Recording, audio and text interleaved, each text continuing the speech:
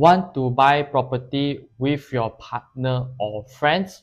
Wait till you hear this.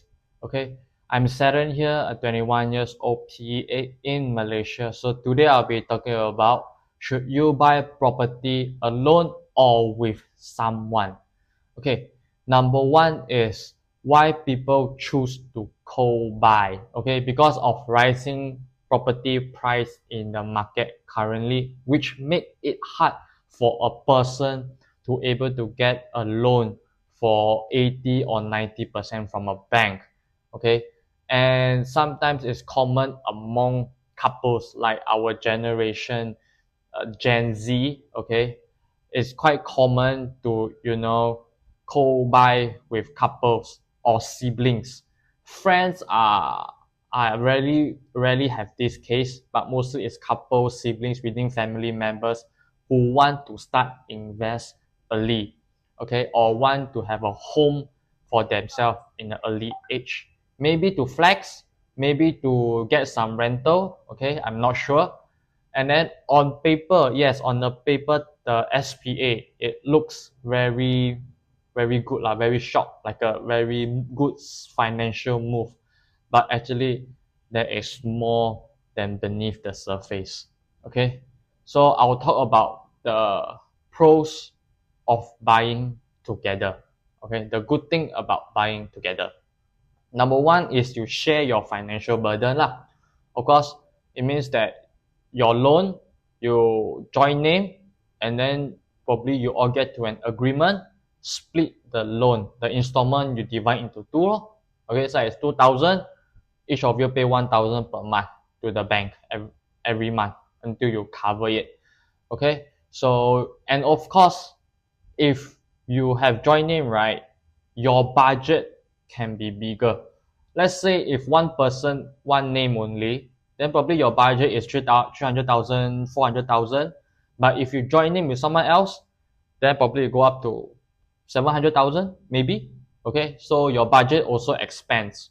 Okay, but of course your installment of course go up lah. Okay, so second is split upfront cost.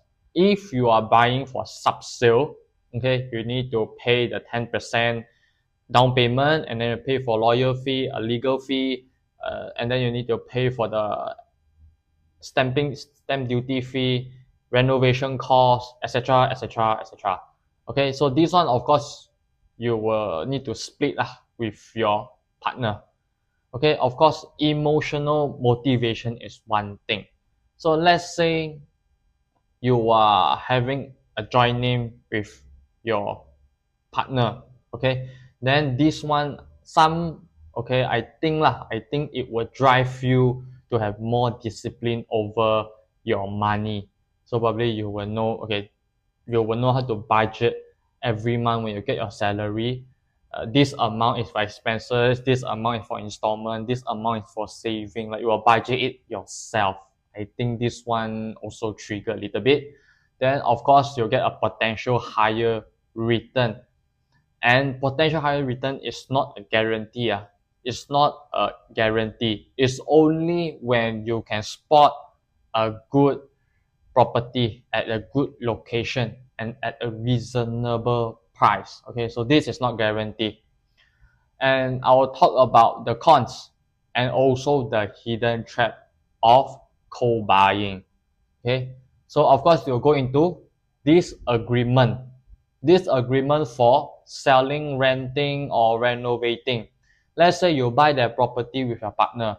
The initial goal is for own stay. Okay, so after a few years or 1 year, you think that this place is not really suitable for your lifestyle. You want to rent out the unit. Then your partner doesn't agree. Then you go into disagreement. This is an example. And then of course, let's say your girlfriend or boyfriend suddenly break up or fall out. Then the property, who will take care? Who will take care of the property if you broke up with your partner? No one want to pay for the installment. Then at the very last moment, the banks will call you, knock your door and say they will auction your property. Then your property also gone. Money also gone, property also gone. So of course you have another problem is unequal contribution. Let's say next month, let's say you're doing for your own business. You have your own business, you're a business owner, and then next month your business you feel like it won't go very smooth. So your revenue will not really good in the record comparing to the previous month. Then you tell with your partner that you can't pay that much on installment. Okay, then you have an argument with your partner, because that time you all say 50-50 split. Now you say that you can't pay your own 50% that portion. Then you will go into another argument. Okay, so unequal contribution.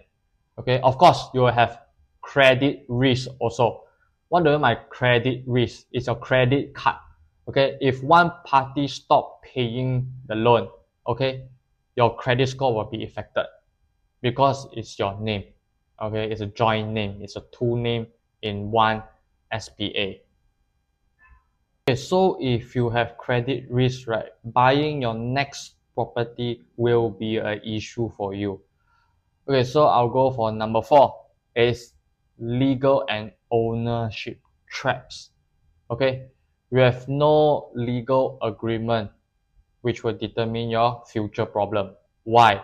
Because if you are buying with your partner, okay, your girlfriend or boyfriend, then I think you can sit down and discuss with him or her. Okay, pay how much need to pay, come to an agreement. Okay, what will happen? Talk about what will happen. Okay, what the problem you all will likely face and what you all can agree on. This one is very important. And if you are joining with your siblings, your family member, then of course, if can, of course, sit down and talk about it also, or you can write a legal contract or anything that who pay what, everything in a black and white actionable thing that you can do. Okay, checklist before you co-buy. Number 1 is discuss your exit plan.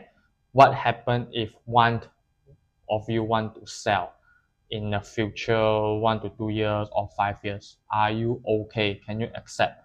Okay, and then decide your share ratio. Let's say you all split 50-50 for the installment and everything. Then when you sell off this unit, you all get 50-50. So you will discuss well about this also and put it in the writing in the black and white. Okay, so you all probably can sign a co-ownership agreement, and if you want to argue, there's a black and white that you all have agreed on. Okay, and of course clarity of who pay what, like renovation, utility costs, everything. That one you only discuss who pay what, or everything split into AA 50-50. So that one also you need to discuss with your partner. And of course you need to think for long term. What happen if the other partner cannot pay already, cannot pay the unit, cannot pay her or his part of that 50%? What would be the case? What would be the solution? So that one also need to discuss with your partner or your siblings, whoever you co-buy with. Okay, so yeah, I will let the video end here, and if you have any comment, can comment down in the comment section below. And of course, do follow, like, share, and subscribe.